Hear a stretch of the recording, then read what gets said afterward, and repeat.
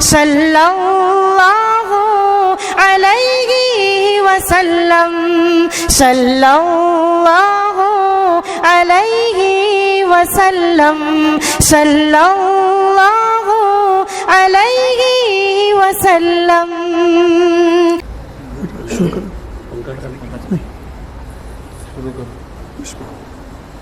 أعوذ بالله من الشيطان الرجيم. بسم الله الرحمن الرحيم.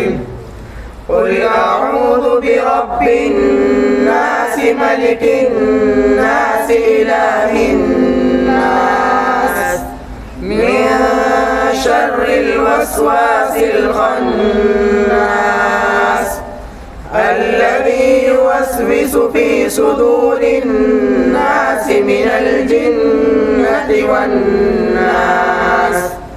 بسم الله الرحمن الرحيم. الحمد لله رب العالمين الرحمن الرحيم مالك يوم الدين. إياك نعبد وإياك نستعين. اهدنا الصراط المستقيم صراط الذين أنعمت عليهم غير المغضوب عليهم ولا الضالين. بسم الله الرحمن الرحيم. ألف لام ميم.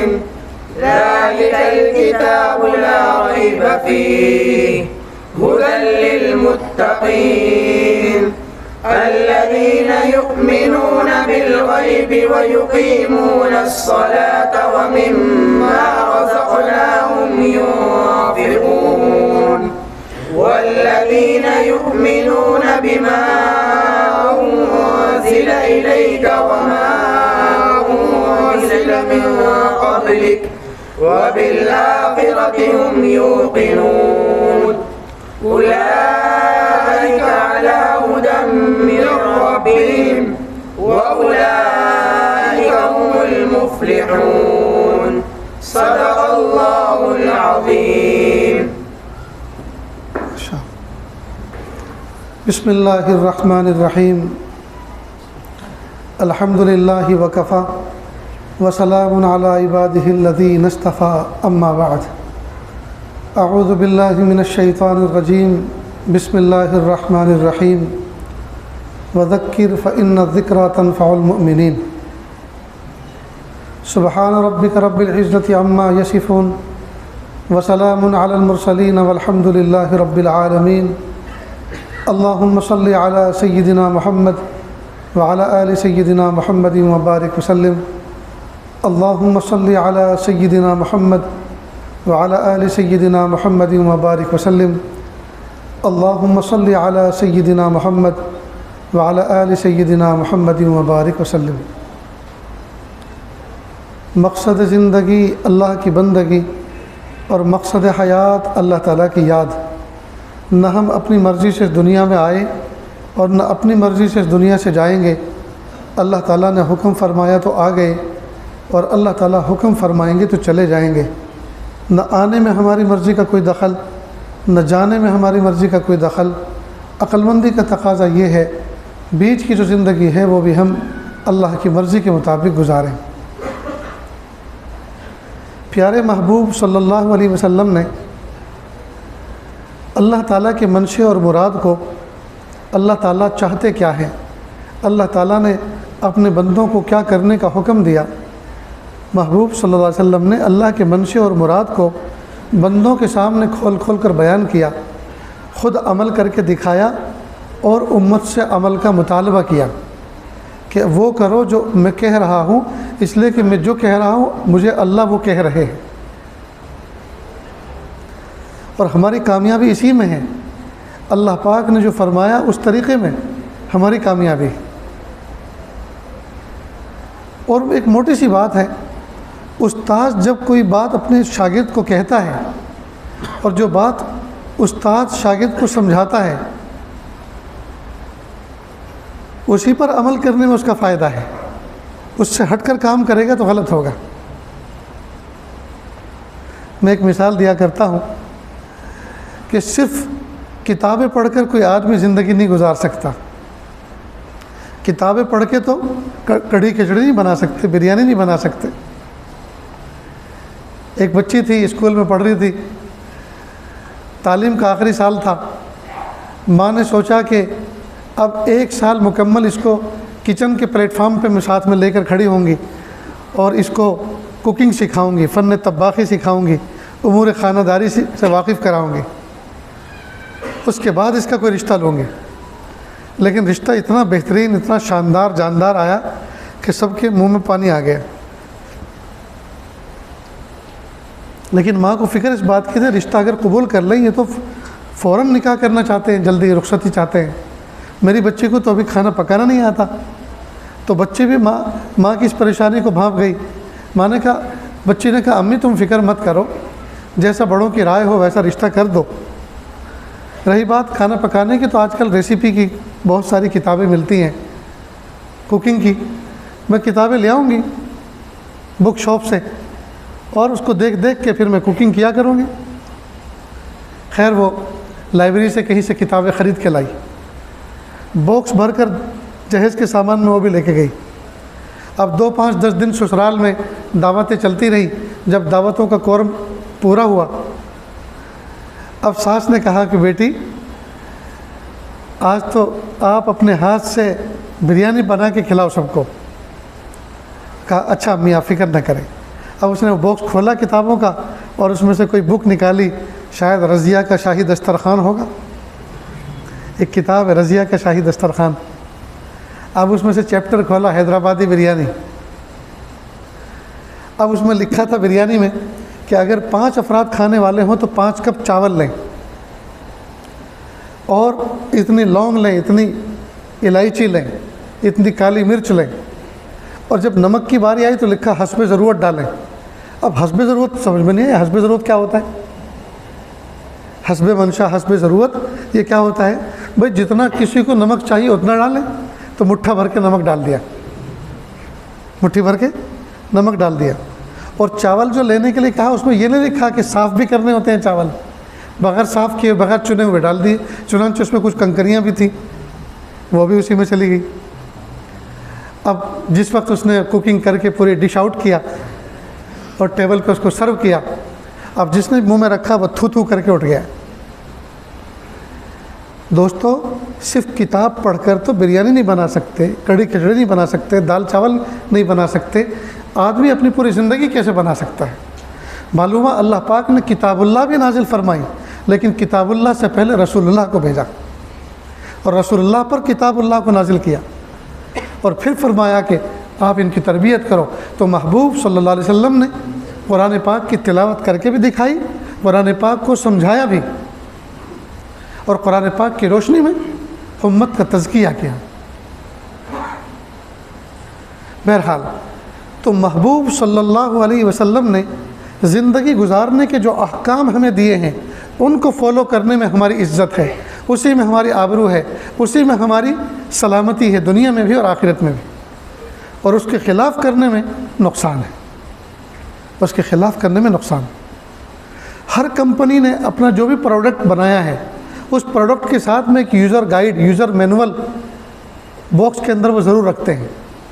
اس یوزر گائیڈ کے اندر، یوزر مینول کے اندر آپریٹنگ سسٹم، اسمبلی سسٹم جی، اور اس کی کنفیگریشن، یہ ساری کی ساری تفصیلات لکھی ہوتی ہیں۔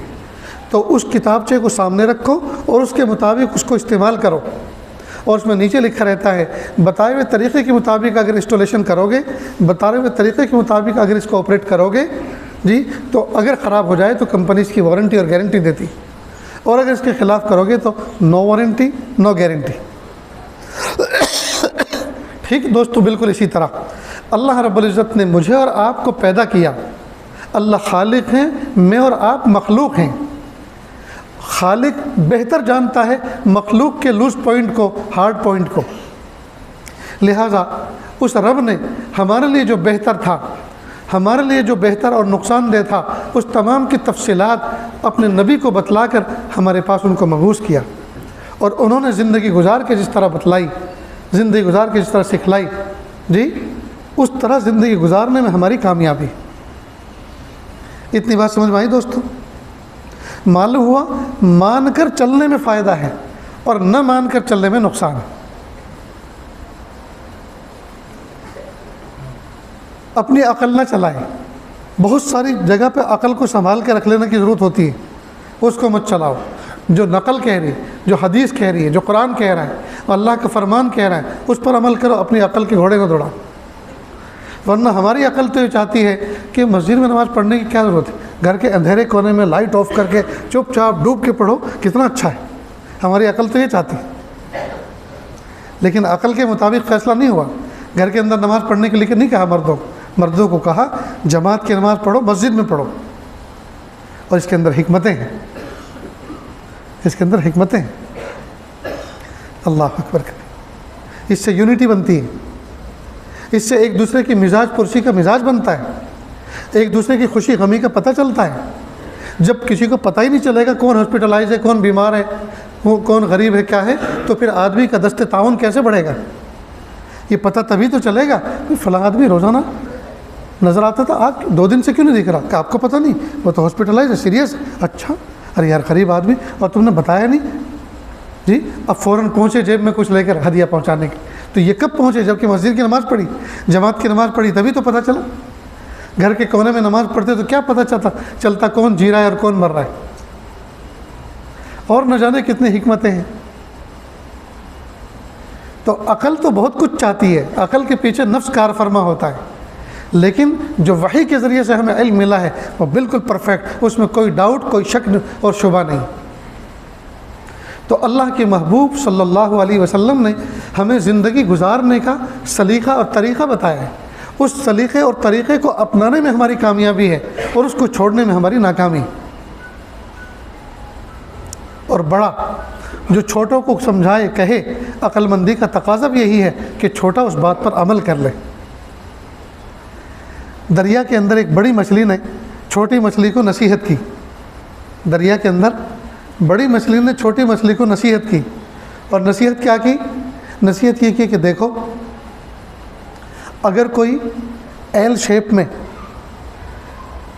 کوئی کانٹا نظر آئے اور اس کے پیچھے ڈور بھی بندھی ہوئی ہو اور اس کے آگے کوئی خوراک بھی لگی ہوئی ہو، مثلا گوشت کی کوئی بوٹی ہو یا کوئی کیڑا وغیرہ اس میں ہینگ کیا گیا ہو، خبردار اس کو اپنی غذا سمجھ کے مت کھانا، اس لیے کہ اس غذا کے پیچھے ایک کانٹا ہوگا جو تمہارے حلق میں پھنس جائے گا، منہ میں پھنس جائے گا، اور وہ جو ڈوری ہے وہ کسی شکاری کے ہاتھ میں باہر ہے، موجود ہے، جی اس کو پتہ چلے گا، ڈوری جب ٹائٹ ہوگی وہ فوراً جھٹکا مار کے تمہیں باہر نکال دے گا، پھر تمہیں دبا کے تمہارے منہ میں سے وہ کانٹا نکالے گا اور ایک تھیلی کے اندر تمہیں قید کر کے لے جائے گا۔ پھر گھر پہ جا کر جی اس کی اہلیہ صاف کرے گی اور تمہارے کو پنچ لگائے گی اور مرچ مسالے اس میں بھرے گی، اس کے بعد کڑھائی کے اندر تیل چڑھائے گی اور پھر ڈپ فرائی تمہیں کرے گی، اس کے بعد وہ ڈش آؤٹ کرے گی اور گھر کے جتنے افراد ہیں 32 دانتوں سے تمہیں چبا چبا کے کھائیں گے۔ اب اگر وہ بڑی مچھلی کی بات کو چھوٹی مچھلی مان لیتی ہے، سمجھ لیتی ہے اور عمل کر لیتی ہے تو خیر ہے، اور اگر نہیں کرتی بلکہ حجت کرتی ہے، کہاں ہے یہاں کانٹا لٹکا ہوا، کہاں ہے اس میں ڈور بندھی ہوئی، کہاں ہے شکاری بیٹھا ہوا، کہاں ہے عورت، کہاں ہے اس کے ہاتھ میں چھری، کہاں ہے مرچ مسالے، کہاں ہے کڑھائی، کہاں ہے چولہا، کہاں ہے کھولتا ہوا تیل، یہ سب بیکار کی بات ہے، میں نہیں مانتی۔ اگر وہ مان لیتی تو اس میں اس کی بھلائی تھی اور خیر تھی، اور نہ ماننے کا اس نے عزم کیا، ارادہ کیا، اب تباہی اس کی یقینی۔ ٹھیک بالکل اسی طرح اللہ کے محبوب صلی اللہ علیہ وسلم کی لائی ہوئی شریعت، محبوب صلی اللہ علیہ وسلم کی لائی ہوئی تعلیمات پر اگر ہم عمل کر لیں، چاہے ہماری عقل میں وہ آئے یا نہ آئے ابتداءً، تو اس میں ہماری کامیابی ہے، اس میں ہماری بھلائی ہے، اس میں ہماری خیر ہے۔ اور اگر نہیں عمل کرتے ہیں تو دوستو دنیا میں بھی ذلت ہمارا پیچھا نہیں چھوڑے گی، اور آخرت میں تو ہے ہی ہمیشہ ہمیشہ کی ذلت۔ اللہ ہماری حفاظت فرمائے۔ ایک مرتبہ اللہ کے محبوب صلی اللہ علیہ وسلم نے حضرت ابو ہریرہ رضی اللہ عنہ کے سامنے فرمایا، غالباً دوسرے صحابہ بھی موجود تھے کہ کون ہے جو میری 5 نصیحتوں کو یاد کرے اور ان پر خود عمل بھی کرے اور ان کو دوسروں تک پہنچائے اور ان کو عمل پہ کھڑا کرے۔ حضرت ابو ہریرہ رضی اللہ عنہ ہاتھ اٹھایا کہ میں۔ آپ نبی کریم صلی اللہ علیہ وسلم نے ان کے سامنے 5 نصیحت فرمائی۔ وہ 5 نصیحتیں جوامع الکلم ہیں، یعنی ایک ایک نصیحت پر گھنٹوں بندہ بات کر سکتا ہے، اور ایک ایک نصیحت کے اندر، ایک ایک جملے کے اندر محبوب صلی اللہ علیہ وسلم نے دریا کو گویا کوزے میں بند کر دیا ہے۔ زندگی کی کامیابی کی ضمانتیں ہیں ان 5 نصیحتوں کے اندر۔ ان میں سے ایک نصیحت یہ فرمائی تھی، اتق المحارم تکن اعبد الناس، اتق المحارم تکن اعبد الناس۔ گناہوں سے بچنا، تم سب سے بڑے عبادت گزار بن جاؤ گے۔ آج کی اس مجلس میں اہم موضوع آج یہی ہے کہ گناہوں سے بچنا تم سب سے بڑے عابد کہلاؤ گے۔ کیا مطلب؟ ذرا ایک مثال سے سمجھیں۔ ایک آدمی ہے جو 5000 روزانہ کماتا ہے، 5000 روزانہ کماتا ہے، لیکن 5 کے 5 عیاشی میں، جوئے میں، شراب نوشی میں ضائع کر دیتا ہے۔ رات کو جب سوتا ہے تو اس کی جیب میں ایک پھوٹی کوڑی نہیں ہوتی۔ ایک آدمی ہے جو 1000 یومیہ کماتا ہے، 500 خرچ کرتا ہے اور 500 بچا کے رکھتا ہے۔ جب مہینے پہ ٹوٹل لگا جی تو جو 5000 کماتا ہے، کمائی تو اس نے زیادہ نا، لیکن جب چیک کیا گیا تو اس کے پاس کچھ بھی نہیں بچا، اور جو 1000 کماتا تھا اس نے 500 خرچ کیے اور 500 بچائے تھے، اماؤنٹ تو اس کے پاس نکلا۔ تو مالدار کون کہلایا؟ 5000 والا یا 1000 والا؟ 1000 والا۔ تو دوستو، ایک کمانا اور دوسرے اس کو سنبھال کے رکھنا، یہ دونوں الگ صلاحیتیں ہیں۔ بعض لوگوں کے پاس جمع کرنے کی صلاحیت ہوتی ہے، کمانے کی نہیں، اور بعض کے پاس کمانے کی ہوتی ہے، جمع کرنے کی نہیں۔ ٹھیک اسی طرح ہم میں سے بہت سے مومن ایسے ہیں جو فجر بھی جماعت سے پڑھتے ہیں، اشراق بھی پڑھتے ہیں، چاشت بھی پڑھتے ہیں، صدقہ خیر خیرات بھی کرتے ہیں، مناجات بھی پڑھتے ہیں، ذکر و اذکار بھی کرتے ہیں، جی ساری نیکیاں کرتے ہیں، لیکن ساتھ ساتھ گناہ بھی مضبوطی سے کرتے ہیں، بدنگاہی بھی خوب کرتا ہے، جی موقع ملے تو بدکاری بھی کرتا ہے، جی۔ اب قیامت کے دن جب یہ اٹھے گا تو اس کی نیکیاں سارے کے سارے گناہ ختم کر چکے ہوں گے۔ تو کمایا تو بہت تھا لیکن بچا کچھ بھی نہ سکا، اس لیے کہ گناہ کی لت جو پڑی ہوئی تھی۔ کمایا تو بہت کچھ تھا لیکن بچا کچھ بھی نہ سکا، خالی ہاتھ اٹھا۔ اور ایک بندہ تھا جو کوئی نفل نہیں کرتا تھا، نہ نفلیں پڑھتا تھا، نہ ذکر کرتا تھا، نہ تلاوت کرتا تھا، کیونکہ سب نفل ہے نا۔ اور نفل اس کو کہتے ہیں کریں گے تو ثواب ملے گا، نہ کریں گے تو کوئی گناہ نہیں اور کوئی پوچھ نہیں۔ تو یہ بندہ صرف فرائض اور واجبات پہ اکتفا کرتا تھا، اس لیے کہ فرائض اور واجبات کا سوال ہوگا، مسئول ہوگا، بندہ پوچھا جائے گا کیوں نہیں پڑھا، کیوں ادا نہیں کیا۔ صرف فرائض و واجبات ادا کرتا تھا اور کوئی نفل ادا نہیں کرتا تھا، لیکن اس میں کمال ایک یہ تھا، پلس پوائنٹ اس کا یہ تھا کہ گناہ کبھی نہیں کرتا تھا۔ خدا کی قسم سیدھا جنت میں جائے گا۔ اللہ اکبر کبیرہ۔ معلوم ہوا نیکی، نفل نیکی کمانا کرنا یہ کمال نہیں ہے، گناہوں سے بچا کے اپنے دامن کو لے جانا یہ کمال ہے۔ گناہوں سے اپنے دامن کو بچا کے لے جانا یہ کمال ہے۔ اچھا، جب گناہ کرنے چھوڑ دیے اب فرائض و واجبات ادا کر رہا ہے، البتہ کوئی نفل ادا نہیں کرتا، فرائض و واجبات ادا کر رہا ہے، جب قیامت کے دن میدان محشر میں یہ کھڑا ہوگا تو جتنے نیکوکار تھے جو نیکی بھی کرتے تھے ساتھ ساتھ گناہ بھی کرتے تھے، تو ان کا تو معاملہ ختم ہو چکا ہوگا، جی ان کے گناہ ان کی نیکیوں کو کھا چکے ہوں گے گویا۔ لیکن یہ جو بندہ گناہوں سے اپنے دامن کو بچا کے لے گیا، اماؤنٹ تو اس کا ہی نظر آئے گا نا۔ جیسے 5000 کے مقابلے میں 1000 والے کا اماؤنٹ اسی کے نظر آ رہا تھا، اس لیے کہ 5000 والے کے پاس تو پھوٹی کوڑی بھی نہیں تھی۔ اس لیے دوستو، محبوب صلی اللہ علیہ وسلم فرما رہے ہیں اتق المحارم، گناہوں سے اپنے دامن کو بچاؤ، گناہوں سے اپنے آپ کو دور کرو، گناہوں کی لت کو، عادت کو چھوڑو، جی تکن عابد الناس، تم لوگوں میں سب سے زیادہ عبادت گزار بن جاؤ گے۔ اللہ اکبر، کیا بلیغ بات اللہ کے محبوب صلی اللہ علیہ وسلم نے فرمائی ہے امت کو، جی اتق المحارم، گناہوں کو چھوڑو، گناہوں سے بچو، جی گناہوں سے بچو، تم سب سے بڑے عبادت گزار کہلاؤ گے۔ جب گناہ نہیں ہوں گے اس کے بعد کیا ہوگا؟ ساری ٹوٹل نیکی نیکی ہوں گی، ساری ٹوٹل نیکی نیکی ہوں گی، اور کوئی لینے والا بھی نہیں ہوگا، چھیننے والا بھی نہیں ہوگا، چونکہ گناہ ہی نہیں کرتا، نہ جھوٹ بولتا ہے، نہ غیبت کرتا ہے، نہ کسی کا مار رکھا ہے، کسی کا مار لینا، دبا لینا، چھین لینا، چوری کر لینا، ڈاکہ ڈال دینا، جی اگر بندہ ایسا کرے گا تو اللہ تعالیٰ اس کی نیکی اس کی طرف ٹرانسفر کر دیں گے۔ اب جب اس نے گناہ کرنا چھوڑ دیا، چوری کا، ڈاکے کا، جھوٹ کا، جی جب یہ سارے گناہ چھوڑ دیے تو اس کے پاس جو نیکیاں بچی اس سے لینے والا کوئی ہے ہی نہیں۔ جب کوئی لینے والا ہے نہیں تو ڈھیر ہی اس کے پاس ہے، ڈھگلا اس کے پاس ہے، ڈھیر ہی اس کے پاس ہے۔ تو یہ تکن اعبد الناس، اتق المحارم، گناہوں کو کرنا چھوڑو، تم سب سے بڑے نیکوکار بن جاؤ گے۔ اللہ اکبر کبیرہ۔ ایک بزرگ نے اپنے مریدوں سے ایک وعدہ لیا اور کہا میرے پیارو، ایک نصیحت کرتا ہوں، اگر عمل کرو گے تو تم اللہ کے ولی بن جاؤ گے، کرو گے نا؟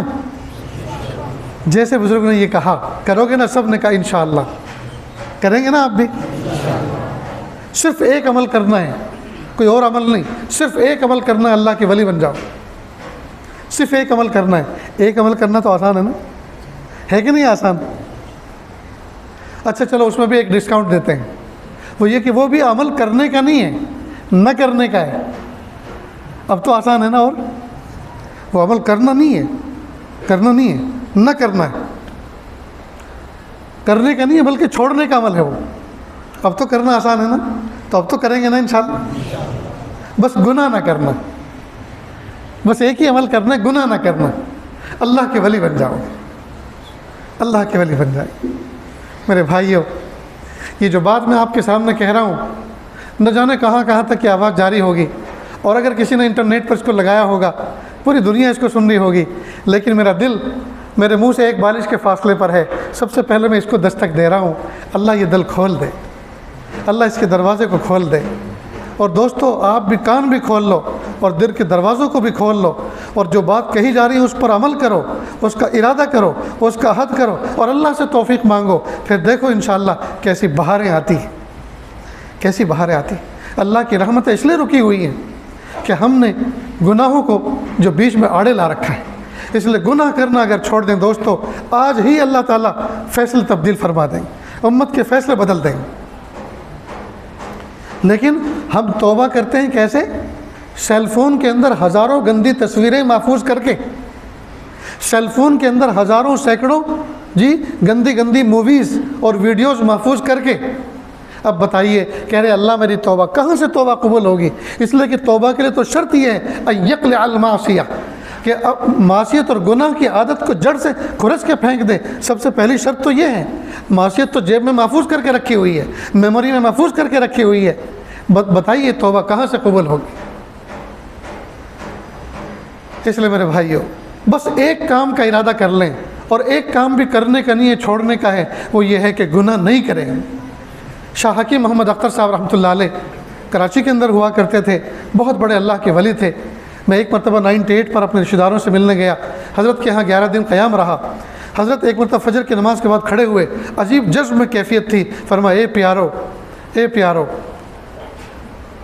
جب بازار سے گزرو اور نگاہیں میلی ہونے کا خطرہ ہو، اور نظر کے سامنے سے کوئی ایسا منظر گزر رہا ہو جو دل کو تڑپانے والا ہو، کوئی حسینہ ہو، کوئی حسین سامنے سے گزر رہا ہو، دل کو تڑپا رہا ہو، تو اس وقت ہمت کر کے اس گناہ سے بچ جانا، اور احقر کا ایک شعر پڑھ لینا، ہمت کے لیے، موٹیویٹ ہونے کے لیے، اندر سے مضبوط اسٹیمینا جمع کرنے کے لیے احقر کا ایک شعر پڑھ لیا کرنا، انشاءاللہ اندر آپ کو ایک انرجی مل جائے گی۔ اور وہ شعر یہ ہے، نہ دیکھیں گے نہ دیکھیں گے ان کو ہرگز نہ دیکھیں گے کہ جن کے دیکھنے سے رب میرا ناراض ہوتا ہے، نہ دیکھیں گے نہ دیکھیں گے ان کو ہرگز نہ دیکھیں گے کہ جن کے دیکھنے سے رب میرا ناراض ہوتا ہے۔ دوستو جب گناہ چھوڑنے کا ہم نے ارادہ ہی نہیں کیا تو بتائیے ولایت کیسے ملے گی، تقوی کیسے ملے گا؟ ہمارا حال تو یہ ہے سجدے میں، جب کہ بندہ اس وقت اللہ تعالیٰ کے سب سے زیادہ قریب ہوتا ہے، جب بندہ سجدے میں سر رکھے ہوئے ہوتا ہے، اس وقت بھی زنا کی اور گناہ کی پلاننگ بن رہے ہوتے ہیں۔ بتائیے کہاں سے اللہ کی ولایت ملے گی؟ حالت رکوع میں، حالت سجدہ میں، حالت قاعدہ میں، حالت قیام میں جی اللہ کی رحمتیں چھم چھم برس رہی ہیں، اور یہ بندہ ہے کہ جو گناہ کے پلاننگ کر رہا ہے، شہوت اس کے قابو میں نہیں ہے، اس لیے کہ اس نے ارادہ ہی جو نہیں کیا ہے۔ دوستو سب سے پہلے مضبوط ارادہ کرے کہ گناہ انشاءاللہ چھوڑیں گے، اور جب ارادہ کر لیا کہ گناہ چھوڑیں گے تو ہم دارالاسباب میں رہتے ہیں، یہ دنیا دارالاسباب ہے، یہاں ہر کام کے لیے سبب اختیار کرنا پڑتا ہے، ہر کام کے لیے روشنی چاہیے، اندھیرے میں بلب روشن کرنا پڑے گا، شمع روشن کرنی پڑے گی، آواز کو دور تک مجھے پہنچانا ہے، مجھے ساؤنڈ سسٹم ہائر کرنا پڑے گا، اس کو واسطہ بنانا پڑے گا، دارالاسباب ہے۔ مجھے اولاد چاہیے، ہم میں سے کسی کو اولاد چاہیے جی، جائز طریقے پہ نکاح کرنا ہوگا، میاں بیوی کی تنہائی کی ملاقات اختیار کرنی ہوگی، تب اللہ پاک اس سبب کے ذریعے سے اولاد عطا فرمائیں گے۔ مجھے غلہ چاہیے، غلے کے لیے یا تو پیسے موجود اور دکان سے خرید کے لائے، یا زمین موجود ہو اس کو جوتے، اس کو بوئے، ایک دانہ ڈالے گا اللہ کی ذات پہ بھروسہ کر کے، اللہ تعالیٰ ایک دانے کو 100 دانے کر کے لوٹائیں گے۔ تو یہ دنیا دارالاسباب ہے، جب سب سے پہلے اسباب کی دنیا میں ارادہ کرنا ہوتا ہے، اور ارادے کے بعد پھر اللہ سے دعا کرنی ہوتی ہے۔ اسباب کی دنیا میں سب سے آسان سبب جو ہمارے اختیار میں ہے، سب سے قریبی سبب بلکہ سب سے اقرب سبب وہ دعا ہے۔ اور تیسرے نمبر پر فزیکل اسباب کی لائف میں، اسباب کی دنیا میں، فزیکل اسباب کی دنیا میں جو سبب اختیار اس کے بعد کیا جاتا ہے وہ سبب اختیار کریں۔ مثلا بدنگاہی نہیں کرنی، انشاءاللہ مسجد سے نکلوں گا، گھر جاؤں گا، راستے میں کسی کی بہو بیٹی کو نہیں دیکھوں گا، نہ آگے سے دیکھوں گا نہ پیچھے سے دیکھوں گا۔ اصل میں ہوتا کیا ہے کہ جب نظر اٹھی تو نظروں کی حیثیت ہے کیمرے کی، نظروں نے کسی حسینہ کی تصویر لے لی، جب آنکھوں نے، یہ لینس ہے گویا جی، اب انہوں نے تصویر لے لی، تصویر لینے کے بعد اس نے میموری کو دے دی، قوت حافظہ میں وہ تصویر پرنٹ ہو گئی، میموری میں محفوظ ہو گئی، اور جب محفوظ ہو گئی تو نفس اس سے لذت لے رہا ہے، اوہو کیا لباس تھا، کیا باڈی تھی، کیا جسم تھا جی۔ اب اس نے یہ سوچنا شروع کیا، اب جیسے یہ سوچنا شروع کیا جی، اتنی دیر ذات حق سے غافل رہا اور گناہوں کی لذت لیتا رہا۔ اب یہ وقت جو ہے معصیت میں گزر رہا ہے، گناہ میں گزر رہا ہے۔ تو جب آنکھوں نے ساری کرشمہ سازی کی، سارے کے سارے کرشمے آنکھوں کے ذریعے سے ظاہر ہوئی، تو پھر ان آنکھوں پر پابندی ہونی چاہیے نا جی۔ تو اللہ رب العزت نے کیسا پابند بنایا اس کو، اور کیسے اسباب مہیا فرمائے؟ جب اللہ پاک نے یہ فرمایا قُل لِّلْمُؤْمِنِينَ يَغُضُّوا مِنْ أَبْصَارِهِمْ، اے میرے محبوب صلی اللہ علیہ وسلم مومنین سے کہہ دو کہ اپنی نگاہوں کو نیچا رکھیں۔ تو نیچا رکھنے کے لیے جب کہا، یہ ہو نہیں سکتا اللہ کسی چیز کا حکم دے اور اس کو کرنے کے لیے اسباب نہ دے جی، لہٰذا اللہ پاک نے نظر نیچی کرنے کے لیے کتنا آسان سسٹم جسم میں رکھا کہ گردن جھکا لو۔ جب نظر نیچی کرنے کے لیے کہا تو گردن جھکاؤ، گردن میں بہت درد ہے، نہیں ہوتی نیچے، تو پلکیں جھکاؤ، اس میں تو کوئی عذر نہیں۔ اور پلکیں اللہ پاک نے اتنی آسان، ان کی مومنٹ اتنی آسان اور ایزی رکھی ہے، دکان کے شٹر کی طرح نہیں۔ کئی مرتبہ کمزور ہوتا ہے کام کرنے والا، سیٹ کہتا ہے بھائی شٹر ڈاؤن کرو، اب اس پہ لٹک جاتا ہے، زور زور سے کھینچتا ہے، کیونکہ اتنا مشکل ہے کہ وزن اس کا کم پڑتا ہے، شٹر زیادہ بڑا ہے، ہیوی ہے۔ تو یہ شٹر جیسا نہیں بنایا، اتنا آسان بنایا، سیکنڈ بدلنے سے پہلے پلکیں جھک جاتی ہیں، فوراً پلکیں فوراً جھکتی۔ تو جہاں مومنوں کو یہ کہا نظریں جھکائیں، خدائی قسم جہاں میرے پیارے رب نے حکم دیا نظریں جھکانے کا، اللہ پاک نے نظریں جھکانے کے اسباب بھی دیے کہ یا تو گردن جھکا لو، اور گردن جھکانا مشکل ہے، اس میں دیر لگ رہی ہے جی، تو پلکیں جھکا لو، پلکیں جھکا لو۔ اور چشم زدن یہ مثال بن گئی، یہ یہ سیکنڈ سے پہلے پلک جھپکتی، کتنا آسان فرمایا۔ اگر اللہ تعالیٰ یہ فرماتے کہ گناہ سے بچو، بدنگاہی سے بچو، اور ان پلکوں کو بڑی مشکل سے یوں کر کے دبانا پڑتا، تو پھر بندے کہتے اللہ یہ تو آپ نے بہت مشکل ہمیں حکم دیا۔ خدا کی قسم اللہ پاک نے جتنے احکام، جتنے اوامر دیے ہیں، کوئی بھی مشکل نہیں ہے۔ مشکل کیا ہے؟ مشکل یہ ہے کہ مشکل ہماری یہ ہے کہ ہم پلاننگ نہیں کرتے۔ چنانچہ شاہ حکیم محمد اختر صاحب رحمۃ اللہ فرما رہے ہیں، نہ دیکھیں گے نہ دیکھیں گے ان کو ہرگز نہ دیکھیں گے کہ جن کے دیکھنے سے رب میرا ناراض ہوتا ہے۔ اس لیے نوجوان بچوں سے ایک درخواست ہے کہ جب وہ اپنے گھر سے نکلیں، جب اپنے گھر سے نکلیں تو وہ یہ ارادہ کریں، پیارے اللہ مسجد تک جا رہا ہوں، مسجد تک میں کسی عورت کو، کسی کی بہو بیٹی کو، کسی حسین اور حسینہ کو نہیں دیکھوں گا۔ اب یہ تھوڑا سا بوجھ ڈالا، اب مسجد تک جائیں نیچے نظر کر کے، سبحان اللہ، الحمدللہ، اللہ اکبر، استغفر اللہ ربی من کل ذنب واتوب الیہ۔ مسجد پہنچے تو اپنے نفس کو شاباشی دیں، شاباش، واہ واہ واہ واہ، جیتے رہو جی، کہ بہت ایزیلی اور عافیت کے ساتھ مجھے تو نے یہاں تک آنے دیا جی۔ اب اس کو موٹیویٹ کرو اندر سے، اس کی شاباشی دو نفس کو کہ اللہ پاک کی توفیق سے اور تو نے ہمت کی تو دیکھ یہاں تک پہنچ گئے، اور ایک بھی بدنگاہی کا گناہ اپنے نام اعمال میں نہیں درج کیا۔ اب یہاں سے جو جاب پہ شاپ پہ جا رہے ہیں وہاں کی نیت کر لیں، تو تھوڑا تھوڑا بہت ڈالیں۔ اگر صبح ہی نیت کر لیں، اپنے نفس کو کہیں دیکھ بھائی شام تک کوئی بدنگاہی نہیں کرنی، شام تک کوئی نہیں کرنی، اوہو میں تو مر جاؤں گا، یہ تو بہت مشکل ہے، شام تک نہیں، نفس یہ کہے گا۔ تو شام تک کا بوجھ مت ڈالو، بلکہ تھوڑا تھوڑا ایریا وائز، بس یہاں مسجد تک بدنگاہی نہیں کرنی، بس یہاں سے درسگاہ تک بدنگاہی نہیں کرنی، بس یہاں سے جاب تک نہیں کرنی، یہاں سے شاپ تک نہیں کرنی، یہاں سے اپنے گھر تک نہیں کرنی، اور گھر میں آ گیا الحمدللہ، شاباش۔ پھر اپنے نفس کو شاباش، دیکھو صبح جب میں نے ارادہ کیا تھا نا کہ آج کوئی گناہ نہیں ہونے دوں گا جی، اور تو نے بھی میری اس میں ہیلپ کی، آج تجھے میں آئس کریم کھلاتا ہوں۔ پھر نفس کو آئس کریم بھی لا کے کھلاؤ۔ بہت سے لوگ اصل میں اس موضوع کو سمجھتے ہی نہیں، سمجھ رہے ہیں نفس کوئی الگ چیز ہے، لہٰذا کھانے کے لیے یہاں ڈالنا پڑتا ہے اور نفس کے لیے کہیں بغل کی طرف کو ڈالنا پڑتا ہے، نفس کوئی الگ چیز ہے۔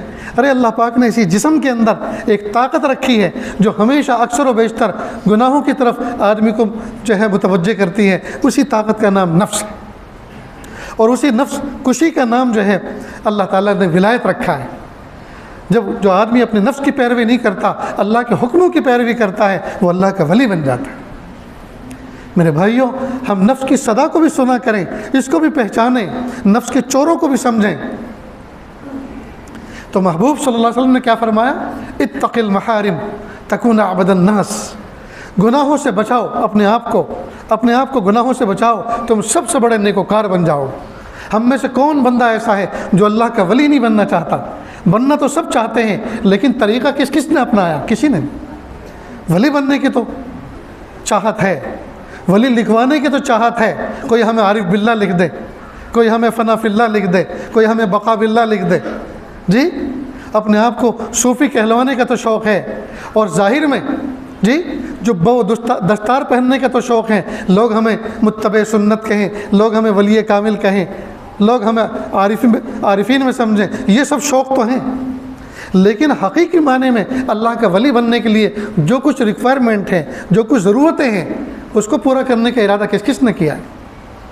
اس لیے دوستو، آج کی اس محفل میں، اس خانہ خدا میں نہ جانے کیسے کیسے ولی اس کے اندر نماز پڑھ کر اور سر جھکا کر گئے ہیں، کن جذبات اور کتنی محبتوں کے ساتھ معماروں نے تعمیر کرنے والوں نے اس کو عظمتوں کے ساتھ، برکتوں اور خیر کے زمانے میں اس خانہ خدا کو تعمیر کیا ہوگا۔ اسی جگہ بیٹھ کے آج اللہ سے یہ ارادہ کر لیں، میرے پیارے اللہ، آج تو اٹھنے سے پہلے آپ کی ولایت کے فیصلے ہو جانے چاہیے۔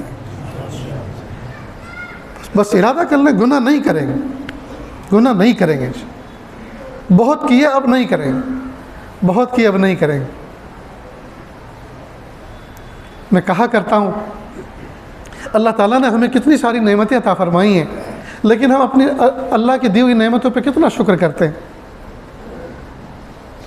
ایک جھوپڑی کا مالک جھوپڑی میں جنگل میں بیٹھا ہوتا ہے، اور دروازے پر، اور وہ کھانا کھا رہا ہوتا ہے، دروازے پر ایک کتا آتا ہے، چپ چاپ بیٹھا رہتا ہے مسکین بن کر، یہ آدھی روٹی کا ٹکڑا اس کے سامنے پھینکتا ہے، کھاتا ہے، اور کھانے کے بعد نالی کا بہتا ہوا پانی پی کر پھر واپس وہیں آ کر پیر پسار کے بیٹھ جاتا ہے۔ سورج غروب ہوتا ہے، شام ہوتی ہے، بوڑھا مالک، جھوپڑی کا مالک اپنے دروازے کو بند کرتا ہے اور آنکھیں موند کر چادر اوڑھ کے سو جاتا ہے، لیکن کتا پوری رات جاگ کر پہرا دیتا ہے، میرا محسن، مجھے روٹی دینے والا اس جھوپڑی میں سویا ہوا ہے۔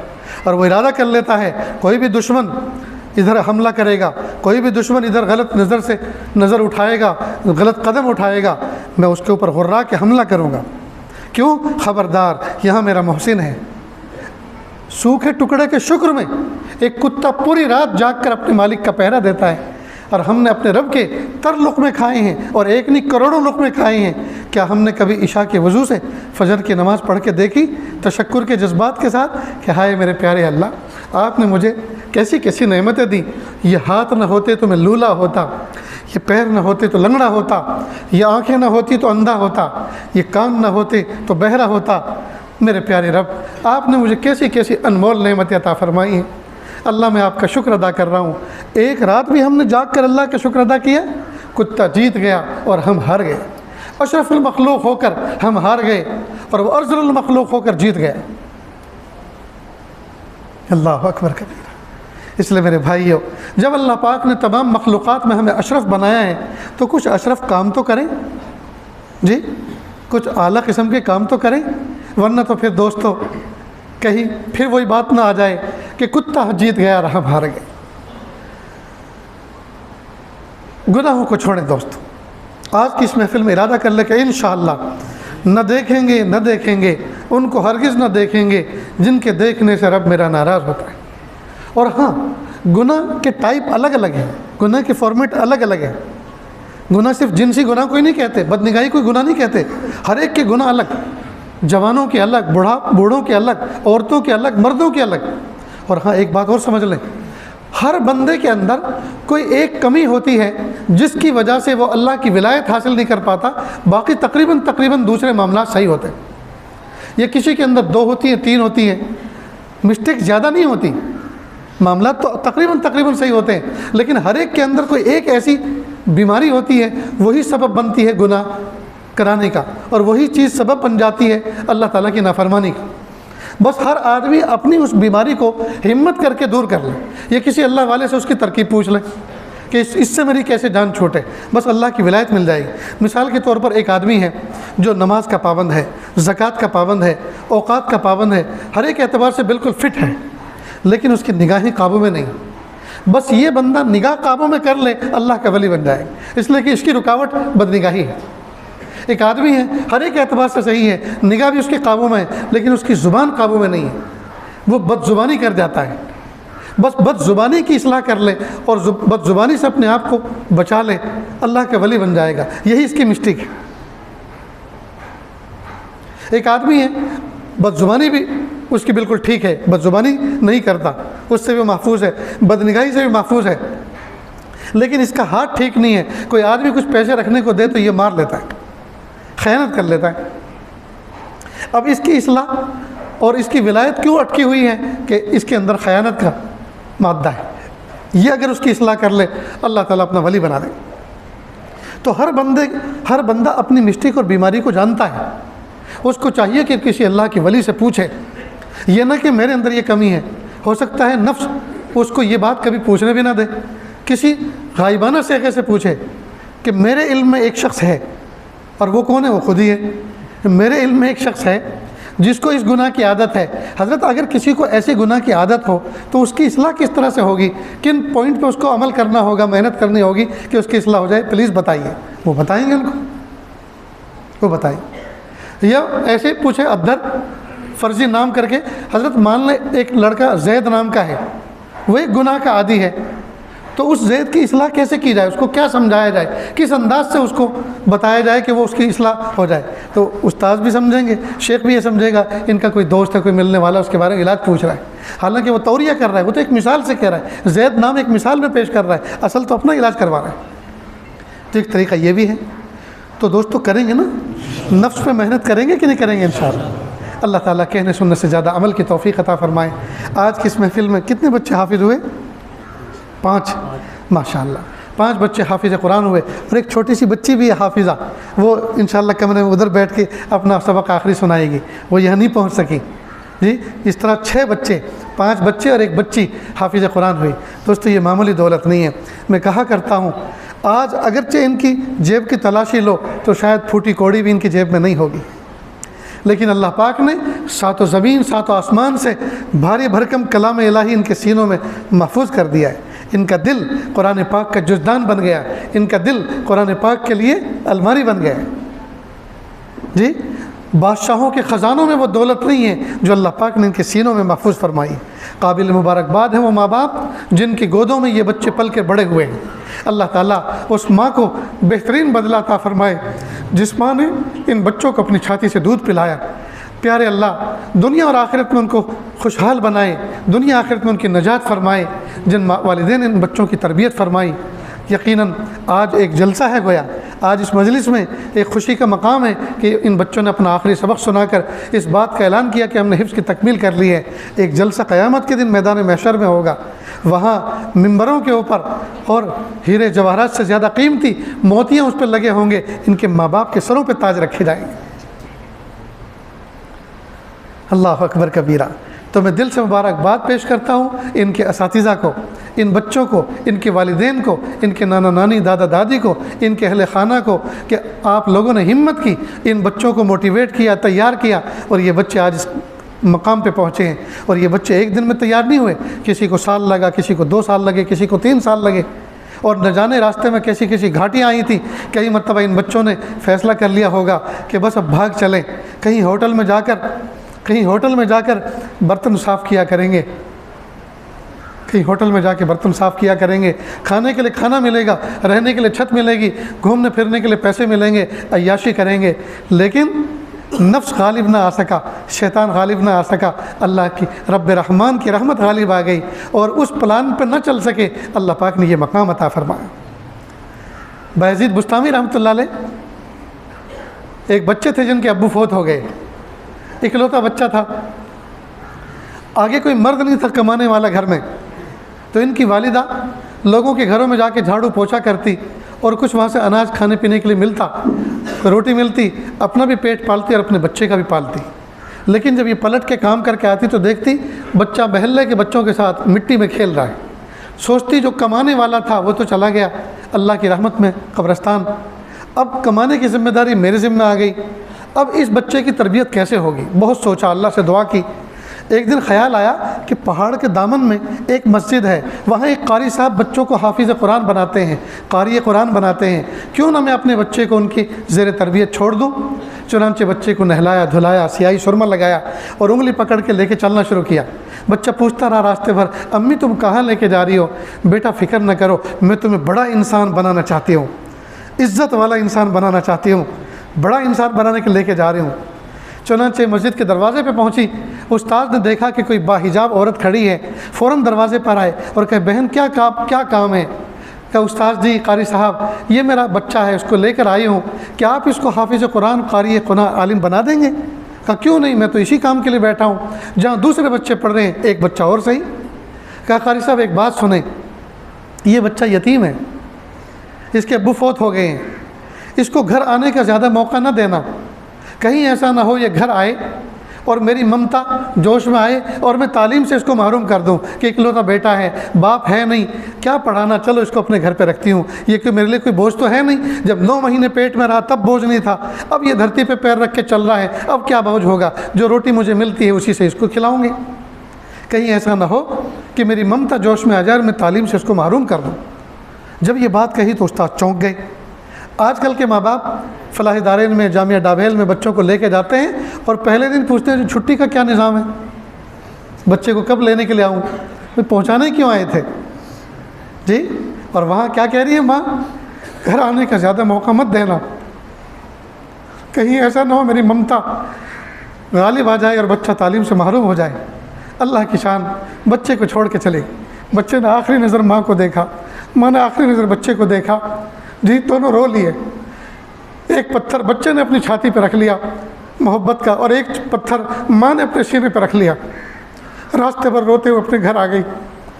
استاد نے بچے کو بہلایا سہلایا، سر پہ ہاتھ پھیرا، پڑھانا شروع کیا۔ معصوم بچہ، ٹوٹا ہوا دل، اللہ کی رحمت اس کے دل پر ہر وقت چھم چھم برستی تھی، دعائیں مانگتا تھا، نمازیں پڑھتا تھا، محبتوں سے پڑھتا تھا۔ ایک لمبا وقت گزرا، ایک دن اس کی دل کے اندر ماں کی ممتا جاگ اٹھی۔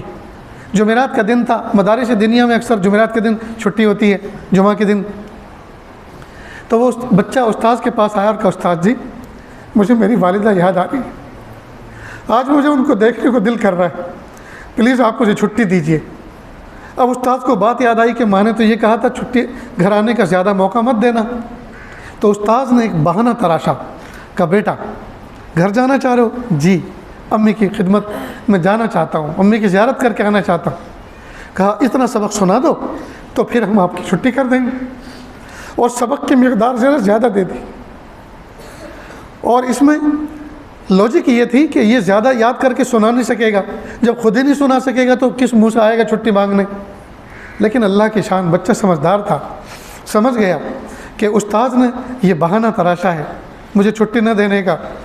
محراب میں جا کے بیٹھ گیا، اللہ کے سامنے ہاتھوں کا پیالہ بنا کر بھیک مانگی، اللہ جی میں گھر جانا چاہتا ہوں۔ استاد سے چھٹی مانگی تو سبق اتنا دے دیا کہ یاد نہ کر سکوں گا، لیکن استاد نے شرط لگائی ہے اگر یاد کر کے سنا دو گے تو میں چھٹی دے دوں گا۔ میرے پیارے رب، آپ مجھے جانتے ہیں نا مجھے امی کتنی یاد آ رہی ہے، اللہ جی مجھے سبق یاد کرا دیجیے تاکہ شرط پوری ہو جائے اور اس کی جزا مجھے مل جائے۔ خوب دعا کی، اس کے بعد یاد کرنا شروع کیا، اللہ کی رحمت شامل حال ہوئی، تھوڑی سی دیر میں پورا سبق یاد کر لیا۔ استاد کے پاس سینے سے قرآن لے کر آیا، استاد جی سبق سن لیجئے، سناؤ۔ استاد کو پختہ یقین تھا ضرور غلطی آئے گی، اور جیسے غلطی آئے گی میں اس کو معاف نہیں کروں گا، کہوں گا کہ یاد نہیں ہے، شرط لگائی تھی یاد کر کے لاؤ، واپس جاؤ۔ اللہ کی شان، فر فر فر فر پورا سبق سنا دیا۔ پھر کہا استاد جی میں نے اپنی شرط پوری کی، آپ اپنا وعدہ پورا فرمائیں۔ سر پہ ہاتھ پھیرا اور کہا جاؤ بیٹا سلام کہنا، والدہ کی خدمت میں سلام عرض کرنا، جاؤ اور دیکھو کل واپس جلدی لوٹ کے آنا۔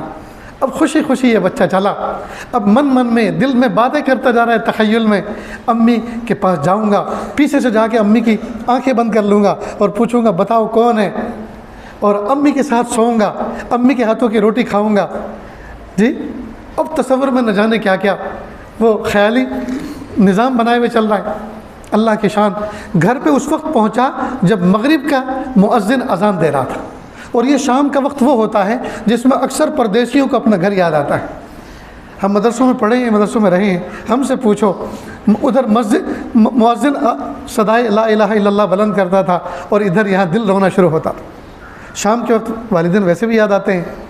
اب مغرب کی اذان کا مؤذن اذان دے رہا تھا، اور والدہ اندر کی کنڈی لگا کے وضو فرما رہی تھی نماز کے لیے۔ بچے نے دستک دی، ماں نے پوچھا من دق الباب، کس نے میرا دروازہ کھٹکھٹایا؟ امی دروازہ کھولو، میں آپ کا بایزید ہوں۔ ماں فوراً، ماں کو کھٹکا لگا، ماں کو ایک دھڑکا لگا کہ اوہو لگتا یہ ہے بچہ مدرسہ چھوڑ کے فرار ہو کر آ گیا ہے۔ تو ماں نے بدلے ہوئے انداز میں غصے میں کہا میرا بھی ایک بایزید تھا، میں نے تو اس کو نیکوکار بننے کے لیے، بڑا پرہیزگار بننے کے لیے ایک استاد کی خدمت میں زیر نگرانی مدرسے میں مسجد میں رکھا ہوا ہے، چھوڑا ہوا ہے۔ اب یہ کون بایزید ہے جو مجھے پریشان کر رہا ہے؟ یہ والا میرا بایزید نہیں ہو سکتا۔ جب بایزید نے یہ الفاظ سنے ناراضگی کے، کنڈی جو کھٹکھٹا رہا تھا چھوڑ دی اور ایک لمحے کے لیے سوچنے لگا، پھر نیچے اترا، مڑ گیا کہ اوہو اس دن جو میری والدہ نے استاد کے حوالے میرا ہاتھ کیا تھا، اس دن یہ کہا تھا اس کو بڑا انسان بنا کے چھوڑنا، گھر آنے کا موقع مت دینا۔ لگتا یہ ہے میں وقت سے پہلے گھر آ گیا، وقت سے پہلے میں گھر آ گیا، میں بڑا انسان نہیں بنا، میں تو حافظ قرآن بھی پورا نہیں بنا۔ واپس چل گیا، راستے بھر روتا رہا روتا رہا روتا رہا، میری امی نے زیارت کا موقع نہیں دیا۔ ادھر والدہ کا حال یہ تھا، سجدے میں سر رکھ کے رو رہی تھی۔ پیارے اللہ، اس وقت تو آدمی اپنے دشمن کے لیے بھی دروازہ کھول دیتا ہے، اگر دشمن بھی سر شام کھٹکھٹائے اس کے لیے بھی دروازہ کھول دیتا۔ یہ تو میرا لخت جگر تھا، یہ تو میرا دل کا ٹکڑا تھا، اور میں نے اس کو، اور یتیم تھا، اور بہت دن سے میں نے اس کو دیکھا بھی نہیں تھا، یہ بھی تڑپ رہا تھا اور میں بھی تڑپ رہی تھی۔ لیکن میرے پیارے اللہ، میں آپ کے راستے میں کیا چیز قربان کروں؟ میں نے اپنے جذبات کی قربانی پیش کی، اللہ ان کو قبول کر لیجیے۔ تو دیکھو یہ حفاظ ایسے ہی نہیں بنتے۔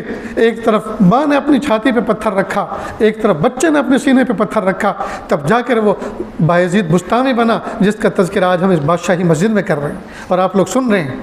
تو یہ معصوم بچے جو آپ کے سامنے بیٹھے ہیں، ان کے پیچھے اپنے ہر دور کے مجاہدے الگ طرح کے ہوتے ہیں، ان کے مجاہدے الگ رہیں، نہ جانے کتنی مرتبہ یہ روئے، کتنی مرتبہ کوڑے، کتنی مرتبہ نفس و شیطان نے پلاننگ کی گناہ کی اور بھاگ جانے کی، اور کتنی مرتبہ چھوڑ دینے کی، لیکن میرے پیارے اللہ نے دستگیری فرمائی، رحمت کا معاملہ فرمایا، اور آج اس مقام کے پاس پر پہنچے کہ انہوں نے آخری سبق آپ کے سامنے سنایا۔ اللہ تعالیٰ ان کے سینوں کو منور فرمائے، اللہ تعالیٰ حافظ قرآن کے ساتھ ان کو قاری قرآن بنائے، ان کو ناشر قرآن بنائے، بلکہ ان کو عاشق قرآن بنائے۔ اللہ تعالیٰ کہنے سننے سے زیادہ عمل کی توفیق بخشے۔ کچھ بچے بھی اس محفل میں آئے ہیں جن کے نکاح ہونے والے ہیں، دل سے یہ عاجز ان تمام کے لیے مبارکباد پیش کرتا ہے، اور اللہ تعالیٰ سے دعا کرتا ہے اللہ تعالیٰ ان جوڑوں کو سلامت رکھے، باکرامت رکھے، اور اللہ تعالیٰ ان کے فیض کو تا قیامت رکھے۔ جزاکم اللہ۔ دولہے اور وکیل اور گواہ کیا جن کے نکاح ہوتے ہیں، پہلے نمبر پر مولانا شاداب، پھر حافظ نعمان اور پھر حارث۔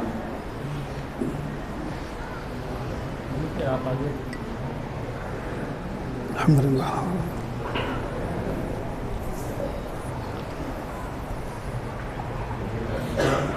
ماشاء اللہ، خیریت سے ہیں؟ آپ وکیل ہیں؟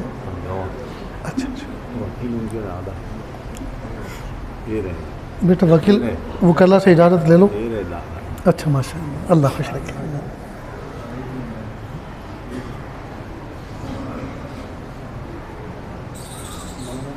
ماشاء اللہ، خیریت سے ہیں؟ اللہ خیر۔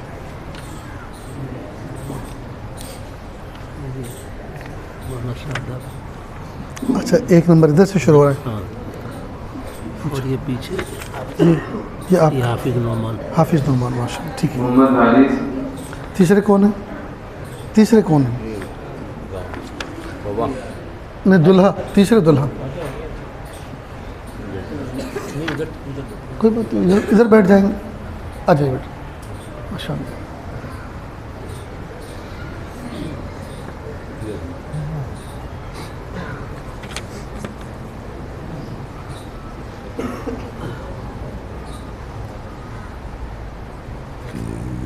جی خطبہ پڑھیں۔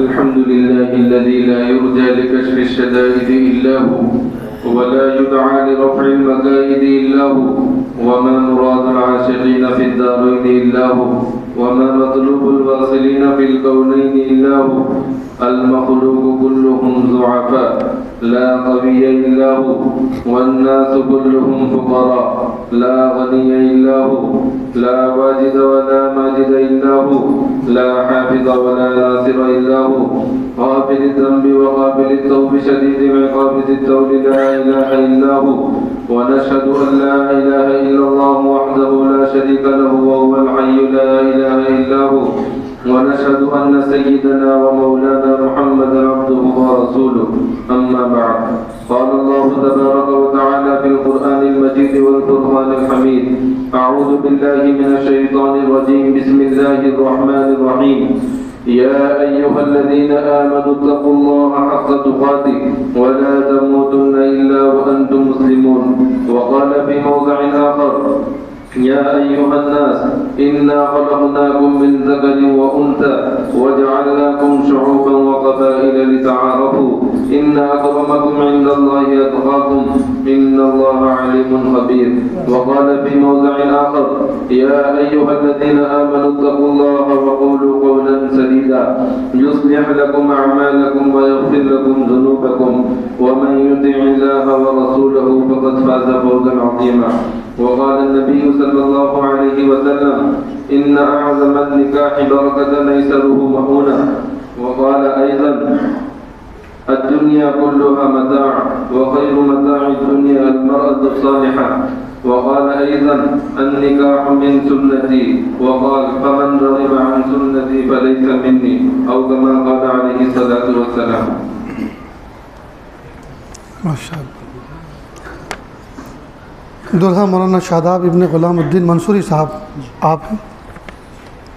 بیٹا مولانا شاداب ابن غلام الدین منصوری صاحب دلہن رشدہ خاتون بنت مولانا یوسف صاحب کی ذات کو وکیل بن نکاح حاجی حنیف صاحب ابن غلام رسول صاحب نے 2 گواہوں کی موجودگی میں مہر فاطمی بشکل سونا کی شکل میں زوجہ بنا کر آپ کے نکاح میں دیا، آپ نے ان کو قبول کیا؟ جی ہاں، میں نے اپنے نکاح میں قبول کیا۔ ماشاء اللہ، بارک اللہ فیکم۔ حافظ نعمان ابن ابو الوفا صاحب کون ہیں؟ آپ ہیں بیٹا۔ حافظ نعمان ابن ابو الوفا صاحب دلہن سعدیہ خاتون بنت مولانا یوسف صاحب کی ذات کو وکیل بن نکاح حاجی حنیف ابن غلام رسول صاحب نے 2 گواہوں کی موجودگی میں مہر 25,000 نقد کا عوض زوجہ بنا کر آپ کے نکاح میں دیا، آپ نے ان کو قبول کیا؟ جی ہاں، میں نے اپنے نکاح میں قبول کیا۔ ماشاء اللہ، بارک اللہ۔ بیٹا حارث آپ ہیں۔ حارث محمد یاسین منصوری صاحب دلہن نظمہ یا عظمہ کیا ہے جی؟ نظمہ دلہن نظمہ بنت ابو بکر شیخ کی ذات کو وکیل بن نکاح ابو بکر ضامن علی شیخ یا ضامن علی شیخ نے 2 گواہوں کی موجودگی میں مہر 11,000 نقد کے عوض زوجہ بنا کر آپ کے نکاح میں دیا کہ آپ نے ان کو قبول کیا؟ جی ہاں، میں نے اپنے نکاح میں قبول کیا۔ ماشاء اللہ، بارک اللہ، ماشاء اللہ۔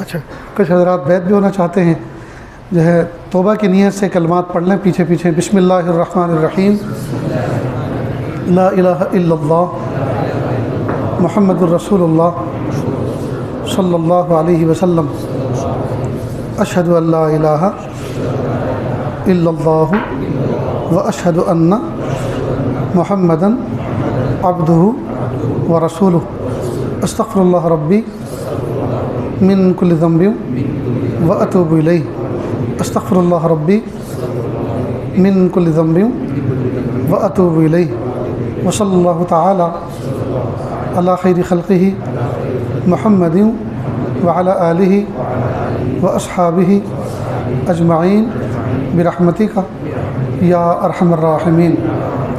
اللہ کا شکر ہے، کلمات پڑھنے کے بعد توبہ طائب ہو گئے۔ ابتدائی ہلکے پھلکے معمولات ہیں، ایک تسبیح استغفار کی، ایک درود شریف کی، ایک تیسرے کلمے کی صبح شام پڑھیں، نیز ایک پارہ قرآن پاک کی تلاوت کریں، 5 وقت کی نمازوں کا اہتمام کریں اور گناہوں سے اپنے آپ کو بچائیں اور اپنی ذات سے کسی کو تکلیف نہ پہنچائیں۔ اللہ تعالیٰ عمل کی توفیق عطا فرمائے۔ دعا کر لیجیے۔ بسم اللہ الرحمن الرحیم، الحمد للہ رب العالمین، الرحمن الرحیم، مالک یوم الدین، ایاک نعبد و ایاک نستعین، اہدنا الصراط المستقیم، صراط الذین انعمت علیہم غیر المغضوب علیہم ولا الضالین، آمین یا رب العالمین۔ اللہ جی، ہم ظاہر میں آپ کے بندے اور بندیاں ہیں، حقیقت میں نہایت گندے ہیں۔ اللہ ہمارے دلوں کی گندگی کو دور فرما، ہمیں اپنی بندگی کا سلیقہ عطا فرما، شرمندگی والے کاموں سے ہماری حفاظت فرما، برے دن سے، بری بات سے، بری رات سے، برے انجام سے ہماری حفاظت فرما، سوء خاتمہ سے ہماری حفاظت فرما۔ اللہ جی، یہ ہاتھ اٹھائے جانے کے قابل نہیں اور یہ زبان کو سوال کرنے کے قابل نہیں۔ آپ سے نہ مانگے تو کس سے مانگیں، آپ سے سوال نہ کریں تو کس سے سوال کریں۔ ایک کمزور ایک قوی کے دروازے پر، ایک سائل ایک سخی کے دروازے پر، ایک محتاج ایک غنی کے دروازے پر حاضر ہے۔ میرے پیارے اللہ، پیر کے ناخن سے لے کے سر کے بال تک گناہوں میں ڈوبے ہوئے، معصیت میں جکڑے ہوئے ہیں۔ یا اللہ، ہاتھوں کا پیالہ بنا کر آپ کے دربار میں بھیک مانگ رہے ہیں۔ یا اللہ، اس پیالے کو مخلوق کے سامنے پھیلنے سے بچا لیجئے، مخلوق کے سامنے پھیلنے سے بچا لیجئے، مخلوق کے سامنے پھیلنے سے بچا لیجئے۔ یا اللہ، یہ 5 بچے حافظ قرآن بنے اور ایک بچی بھی ان میں شامل ہیں۔ میرے پیارے اللہ، آج انہوں نے اپنا آخری سبق سنا کر تکمیل کا اعلان کیا۔ میرے پیارے اللہ، قرآن پاک کی تکمیل پر جو دعا کی جاتی ہے 70,000 فرشتے اس پر آمین کہتے ہیں۔ اللہ، آج قرآن پاک کے سبق کی تکمیل پر ایک نہیں بلکہ 5 بچوں کی تکمیل پر ہم آپ سے بھیک مانگ رہے ہیں۔ میرے پیارے اللہ، عطا فرما دیجئے۔ کہ اللہ، ہماری ضرورتوں میں سب سے اہم ضرورت یہ ہے، آپ ہمیں معاف کر دیجئے، آپ ہمیں معاف کر دیجئے، آپ ہمیں معاف کر دیجئے۔ آپ سچے، آپ کا کلام سچا، آپ سچے، آپ کے فرشتے سچے، آپ سچے، آپ کے نبی سچے۔ میرے پیارے اللہ، سچے رب نے سچے کلام کے اندر سچے فرشتے کے ذریعے سچے نبی پر یہ پیغام بھیجا، ادعونی استجب لکم، تم مجھ سے مانگو میں تم کو دوں گا۔ اے میرے پیارے اللہ آپ سے مانگ رہے ہیں کہ اللہ آپ دے دیجئے۔ یقیناً آپ حاکم بھی ہیں اور حکیم بھی ہیں، بہت سی چیزیں جس وقت مانگتے اسی وقت نہیں دیتے، بلکہ آپ حکمتوں کے ذریعے بندوں کی مصلحتوں میں غور فرماتے ہیں، اور جب وہ چیز ان کے لیے مناسب ہوتی ہے تب آپ دیتے ہیں۔ لیکن میرے پیارے اللہ ایک چیز کی ضرورت تو ایسی ہے جو اسی وقت ہے، اور ہم سب کو ہے، عورتوں کو بھی ہے اور مردوں کو بھی ہے، چھوٹوں کو بھی ہے اور بڑوں کو بھی ہے، جوانوں کو بھی ہے اور بوڑھوں کو بھی ہے، صحت مندوں کو بھی ہے اور بیماروں کو بھی ہے، ابھی ہے، سب کو ہے۔ اور پیارے اللہ آپ دے ہی دیں گے، میرے پیارے اللہ آپ دے ہی دیں گے۔ مصلحت میں غور فرما کر پیارے اللہ آپ تاخیر نہیں فرمائیں گے کہ اللہ وہ یہ ہے، وہ ضرورت یہ ہے، اللہ جی آپ ہمیں معافی دے دیجیے، اللہ معافی دے دیجیے، اللہ معاف کر دیجیے، اللہ جی معاف کر دیجیے اور ابھی کر دیجیے، معاف کر دیجیے اور ابھی کر دیجیے، اور ایسا معاف کر دیجیے کہ پھر ہم گناہ کرنے نہ پائیں۔ اے میرے پیارے اللہ گناہوں کی نفرت دل میں بٹھا دیجیے، جس طرح مرے ہوئے کتے کی گھن اور نفرت ہوتی ہے، خنزیر کی گھن اور نفرت ہوتی ہے، کہ اللہ گناہوں کی نفرت ایسی دل میں بٹھا دیجیے، اور طاعت کی عزت اور طاعت کی لذت دل میں ڈال دیجیے۔ میرے پیارے اللہ ہم سب کو ایسا بنا دیجیے ہم آپ کو پسند آ جائیں۔ اللہ اس محفل میں نہ جانے کتنے والدین ایسے بیٹھے ہیں جن کے بچے اور بچیاں عمر کو پہنچ چکے ہیں لیکن مناسب رشتے نہیں مل رہے، یا اللہ مناسب رشتے عطا فرما۔ یا اللہ جن بچیوں کے نکاح اس محفل میں ہوئے ہیں، میرے پیارے اللہ ان کو حقیقی ازدواجی زندگی کی لذت عطا فرما، حقیقی محبت عطا فرما، الفت عطا فرما۔ میرے پیارے اللہ جن کا نکاح ہوئے زمانہ گزر چکا، آج تک میاں بیوی میں الفت نہیں ہے، یا اللہ سچی محبت اور الفت پیدا فرما۔ جن کا یا اللہ نکاح ہوئے زمانہ گزر چکا لیکن گود اولاد سے خالی ہے، یا اللہ ان کو نرینہ اولاد بھی عطا فرما اور بیٹی بھی عطا فرما۔ میرے پیارے اللہ اس نکاح کو جو یہ نکاح اس محفل میں وجود میں آئے، یا اللہ ان نکاحوں کو نیک نسل انسانی کی افزائش کا ذریعہ بنا کر قبول فرما۔ میرے پیارے اللہ اس محفل میں نہ جانے کتنے دکھیارے اور کتنے غم کے مارے بیٹھے ہوئے ہیں، یا اللہ سب کی تکلیفوں کو دور فرما۔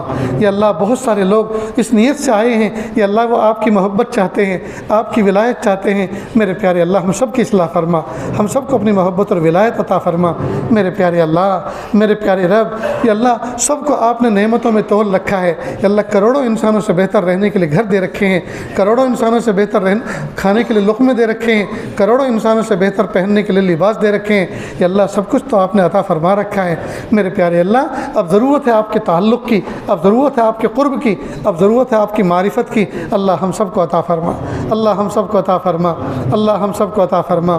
میرے پیارے اللہ اس محفل میں نہ جانے کتنے دکھیارے اور کتنے غم کے مارے بیٹھے ہوئے ہیں، کہ اللہ بہت سو کے دلوں میں کچھ مرادیں اور تمنائیں ایسی ہیں جن کو مخلوق کے سامنے کہہ بھی نہیں سکتے اور دل میں رکھ کر سہ بھی نہیں سکتے۔ اللہ سب کے دلی جائز نیک تمناؤں کو پورا فرما۔ اللہ آپ سب کے دل کی دھڑکنوں سے، ارادوں سے اور مرادوں سے واقف ہیں، اللہ سب کے دلی جائز نیک تمناؤں کو پورا فرما۔